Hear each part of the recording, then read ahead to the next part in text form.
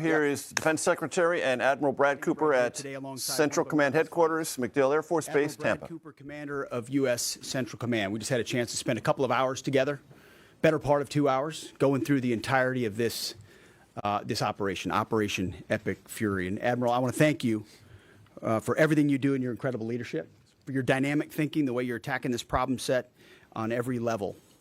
In just days of Operation Epic Fury, you and your team have delivered nothing short of devastating, precise strikes, taking out the better part of Iran's Navy, making it combat ineffective, neutralizing missile sites and launchers, and establishing total dominance over the skies we fly over and seas we fly over.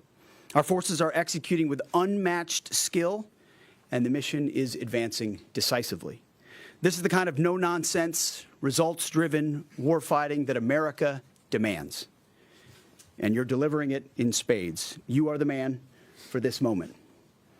Admiral Cooper, on behalf of the President, the Department of War, and every American watching, I want to thank you for the outstanding job you and CENTCOM are doing.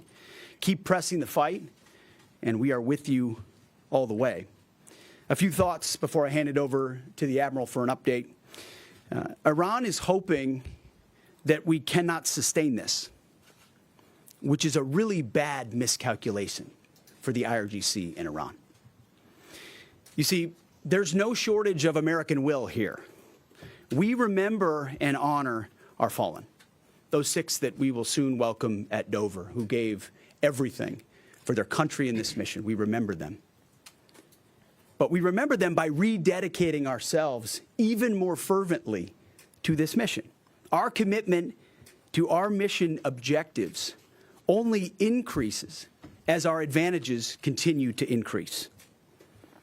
We've got no shortage of munitions. Our stockpiles of defensive and offensive weapons allow us to sustain this campaign as long as we need to. Again, our munition status only increases as our advantage increases. Our capabilities, we have only just begun to fight, and fight decisively. Having a chance to hear from Admiral Cooper, if you think you've seen something, just wait. The amount of combat power that's still flowing, that's still coming, that we'll be able to project over Iran is a multiples of what it currently is right now when you add up our capabilities and those of the Israeli Defense Forces. And we have no shortage of authorities. The Admiral knows we have clear objectives with maximum authorities on the battlefield. The dumb, politically correct wars of the past were the opposite of what we're doing here. They had vague objectives with restrictive, minimalist rules of engagement. No more. Our authorities, his authorities, CENTCOM's authorities through the President and myself are maxed out. Our capabilities are overwhelming and gathering still, as are those of our Israeli partners. Our munitions are full up, and our will is ironclad, which means our timeline is ours and ours alone to control. As long as it takes to ensure the United States of America achieves these objectives. And as we flow more forces, and as we flow more capabilities, and as our munitions, as we're flying over the top, have even more devastating effects, we set the tempo, we set the timeline, led by the commander on the ground. Our ear is to the ground to listen to Admiral Cooper. What he needs and what he needs, he will get. We are built for this fight, and we are in it to win it. And we have the right commander in the lead. So I'll now hand it over to Admiral Brad Cooper to give you an update right here from CENTCOM. Admiral. Mr. Secretary, first, thank you very much and good afternoon, and welcome to U.S. Central Command Headquarters, America's warfighting headquarters.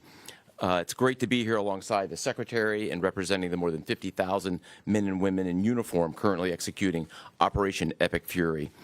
So, Mr. Secretary, first, thank you very much for your leadership and support and the very clear vision and objectives that you've given us to allow us to use overwhelming force against the Iranian terrorist regime. And thanks to all of you for attending today, and welcome to Tampa. We are now starting our 6th day of a historic mission to eliminate Iran's ability to threaten Americans. We are, if I could channel my inner Navy officer, we are at full speed ahead in executing orders given by leadership in Washington. The President and Secretary Hegseth have been crystal clear in their expectations, and we are at a high level of execution. As described by the Secretary and earlier this week by me, U.S. combat power is building as Iranian combat power declines. Our air dominance allows us to hit Iran's center of gravity with overwhelming power and reach. A couple of examples. In just the last 72 hours, America's bomber force has struck nearly 200 targets deep inside of Iran, including around Tehran. And in just the last hour, U.S. B-2 bombers dropped dozens of 2,000-pound penetrator bombs targeting deeply buried ballistic missile launchers. Notably, we've also struck Iran's equivalent of Space Command, which degrades their ability to threaten Americans. Then, if I just look back over the last 24 hours of the operation compared to where we were at its start, ballistic missile attacks have decreased by 90% since day one. Drone attacks have decreased by 83% since day one. Having said this, we remain vigilant. Our strikes against the Iranian Navy have intensified. You may have heard the President say just a little while ago that we have sunk or destroyed 24 ships. That was true at the moment. We're now up over 30 ships. And in just the last few hours, we hit an Iranian drone carrier ship, roughly the size of a World War II aircraft carrier, and as we speak, it's on fire. The President gave us another task, to raise or level Iran's ballistic missile industrial base. So we're not just hitting what they have, we're destroying their ability to rebuild. And so as we transition to the next phase of this operation, we will systemically dismantle Iran's missile production capability for the future, and that's absolutely in progress. This is going to take some time, but our forces are well supplied, as the Secretary said, and we are absolutely ready to prosecute this mission decisively. Our combined joint forces have relentlessly destroyed Iran's air defenses over the past few days, and they've continued hunting for more systems to kill. Our air defenders are operating at the very top of their game. I couldn't be prouder, shoulder to shoulder with our partners in the region in many cases, providing the most integrated air defense network in Middle East history. We are fighting to win. Through combined U.S. and Israeli combat power, we will continue decimating Iran's ability to project power outside its borders. And if I can just conclude by saying a strong salute to the brave men and women who are out on the pointy edge of this, really doing exceptional work. I just couldn't be prouder, and I know the American people share in that same pride. So thank you very much. Absolutely. And with that, we'll take a few questions. Yeah, right here. Sir, appreciate it. Admiral, I wanted to ask, or Mr. Secretary, the Ukrainian president said today that the U.S. has asked for specific capabilities to deal with Shahid drones, Iranian drones. Can you guys talk about what you asked for, and has there been any surprises from Iranian capabilities that you guys have seen in the past 6 days? We're very familiar with Iranian's capabilities, and as you might imagine, we planned for it right from the outset, and I feel good about what the plan was. Like any good organization, we adjust as necessary to meet the environment, and we've made those appropriate adjustments. Absolutely. Right here. Thanks, Secretary Hegseth. I had two for both of you. One, was an American pilot shot down today in Iraq? And two, I've heard reports that there's enriched uranium stored in Isfahan. I've also heard reports that there's not a lot of bombing there. Is that on purpose? Do we believe there's enriched uranium there? And would we ever send special forces to secure it? As CENTCOM pointed out, that those reports of an F-15 being shot down are false. As you can imagine, Iran is doing everything it can to peddle in lies, deception, and inflation of numbers in reality, mostly to propagandize to their own people, right? They've shut down the internet. They're hoping they can convince their own population that they're having success. One thing one of their leaders said recently is that 500 Americans have been killed, they claim. These are lies. The lies will continue. CENTCOM will continue to debunk those lies. So, and as often is the case in conflict, first reports are often wrong. As it pertains to nuclear material and things like that, one of the objectives the President has always said is that Iran will not have a nuclear bomb, nuclear capabilities, but we would never disclose what we will or will not do inside operational plans. So Admiral Cooper's got a plan. We're working that plan, and targets will be struck or not struck according to what we want to achieve.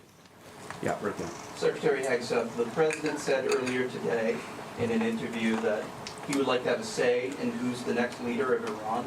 Is this an expansion of your military objectives? Do you view it that way?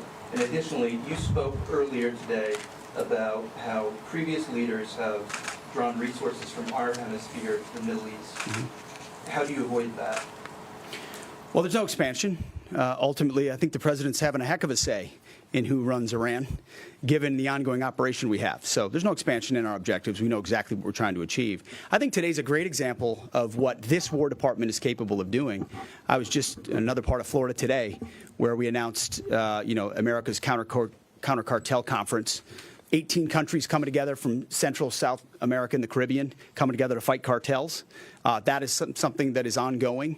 We're focused there. We're focused in the Indo-Pacific. We can mass combat power in CENTCOM. EUCOM is able to support that as well. So we know we're laser focused on our hemisphere and our homeland. That's why we locked down the border. That's why we're working with partners to take on cartels. That's why we're sinking drug boats. That's why we're on the offense there. But the beautiful things about combatant commands is that, Brad Cooper's laser focused on Central Command, just like Frank Donovan is laser focused on Southern Command.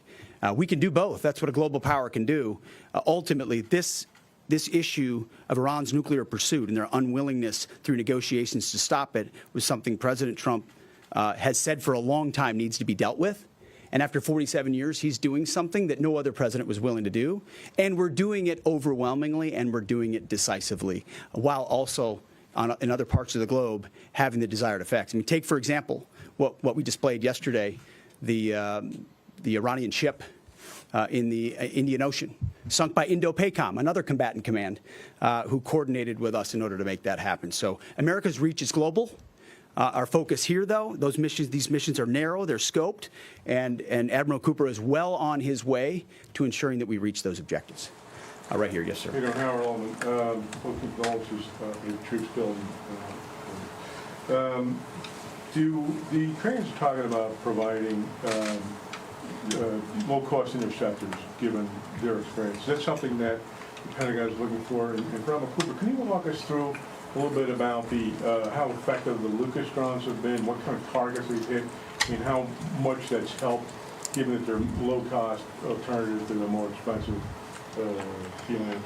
Go ahead. Sure. I'm not familiar with the particular offer, but the interceptors in general, we've had a number of new capabilities being fielded. Obviously, I'm not going to talk about it from an operational perspective of what those are. But I think you have seen over a period of time us kind of get on the other side of this cost curve on drones in general. If I just walk back a couple of years, you remember what you used to always hear? We're shooting down a $50,000 drone with a $2 million missile. These days, we're spending a lot of time shooting down $100,000 drones with $10,000 weapons from ours. So that's one aspect of it. Lucas, indispensable. As many of you know, and if you don't know, this was an original Iranian drone design. We captured it, pulled the guts out, sent it back to America, put a little Made America on it, brought it back here, and we're shooting them at the Iranians. Good targets. Good targets. Absolutely. Right there. Yes. Thank you so much, Secretary. President Trump, in his first speech after the launch of the Operation Epic Fury, he addressed Iranian people and he said that there is going to be a time for you to come out, but it's not now. Stay home. It's not safe. I want to know if there is a timeline for that you're going to urge Iranian people to come out, how that is going to play out, and how are you going to protect the protesters. You know that they're going to be shot probably, as we witnessed in January. That's what happened. How are you going to protect and support the protesters? And Admiral, I have one question for you. How are you going to minimize the civilian harms?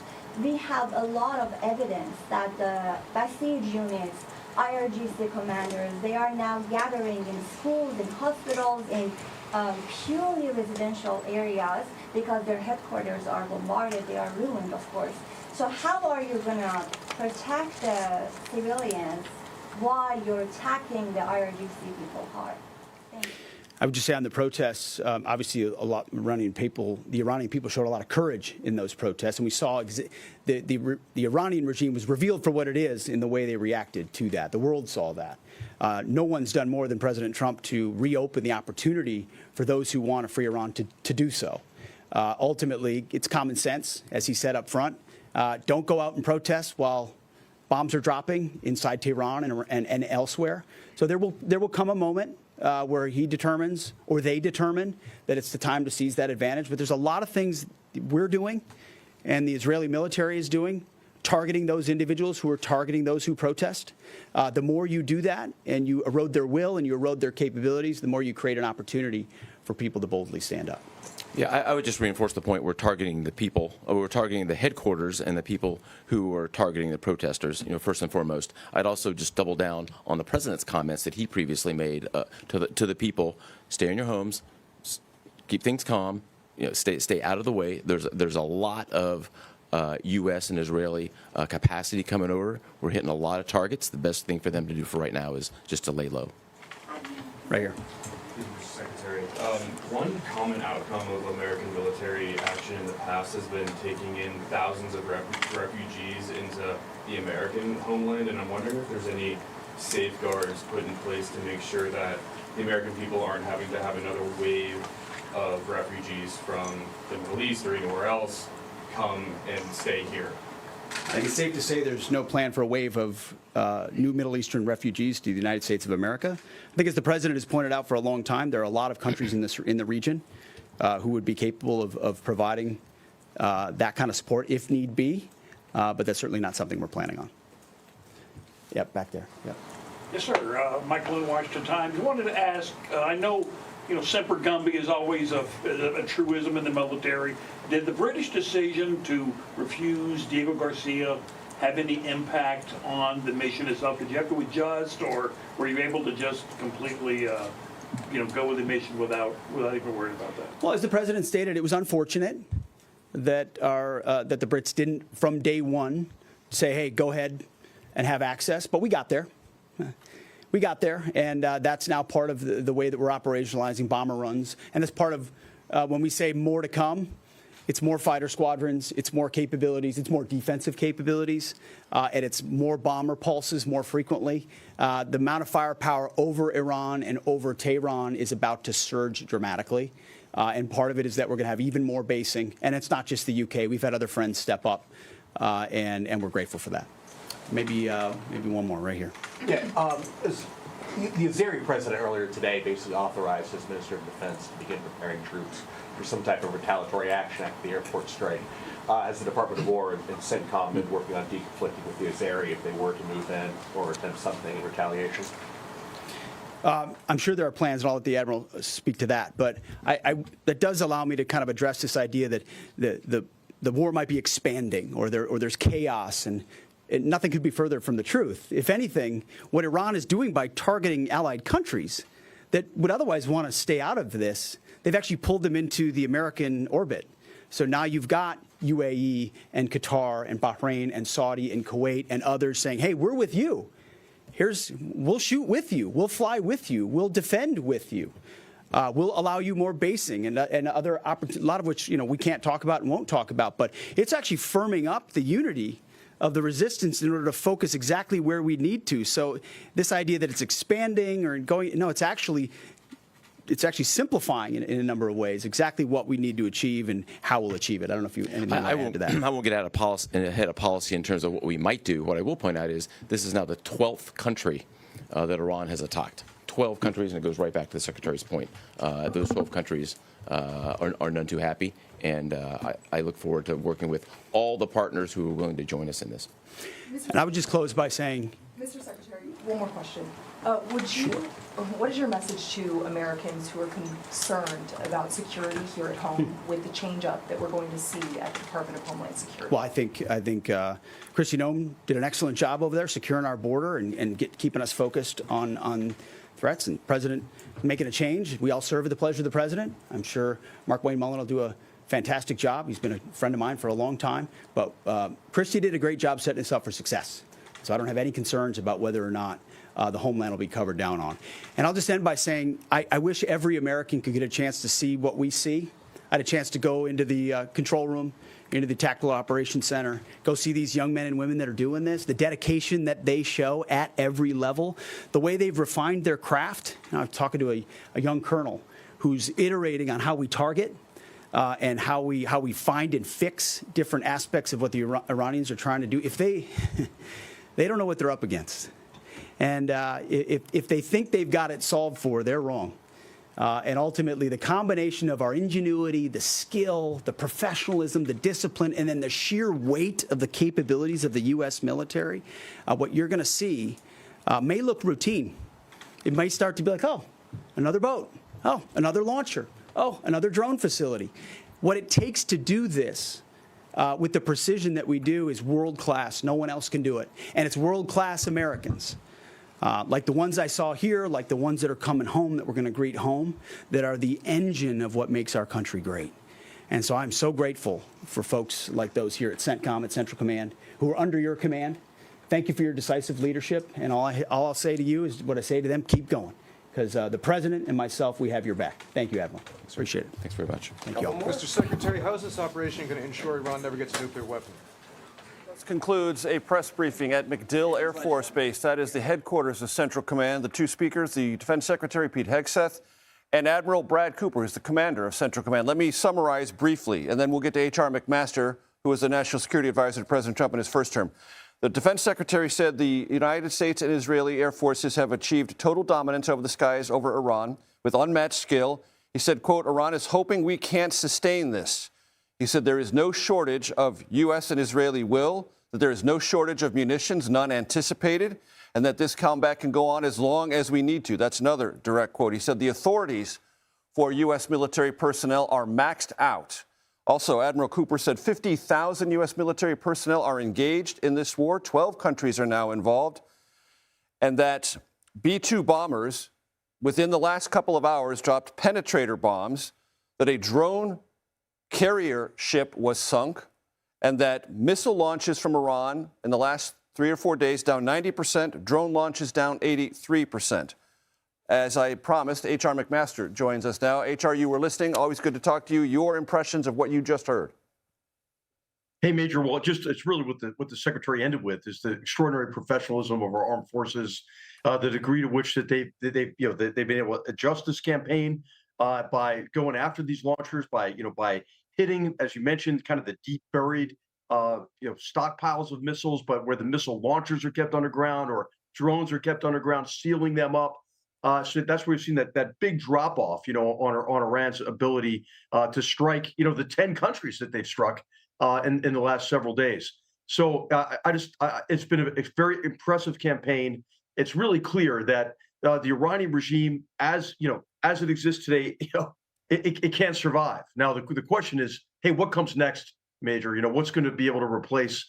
What kind of government's going to replace that regime? When the Defense Secretary said, as he did, that as the United States and Israeli Air Forces degrade Iran's ability, their capabilities increase. He didn't say exponentially, but he led the audience to believe that there are advantages accrued as you degrade. Help my audience understand what he's talking about there. Yeah. Well, I think what he's getting at to some extent is that now that there are no air defenses that exist, over in Iran, you can fly all kinds of aircraft with complete impunity. And so you're looking at, he mentioned B-2s, but there are B-52s now, flying over the country, and all the fourth generation aircraft, the F-18s, the F-16s, are able to fly, and this is really important for striking predetermined targets, but also just kind of the volume and the coverage to prevent any of these launchers from coming out of these hiding places and launching rockets, or being able to kill the drones on the ground or the missiles on the ground. And so having that air supremacy increases your capabilities by orders of magnitude. Early in a fight, it's like just stealth aircraft and then these long range munitions that are fired at standoff range. Once you defeat their defenses, you can fly everything everywhere over the country. H.R. McMaster, always a pleasure, sir. Thank you so much. Hey, great to be with you, Major.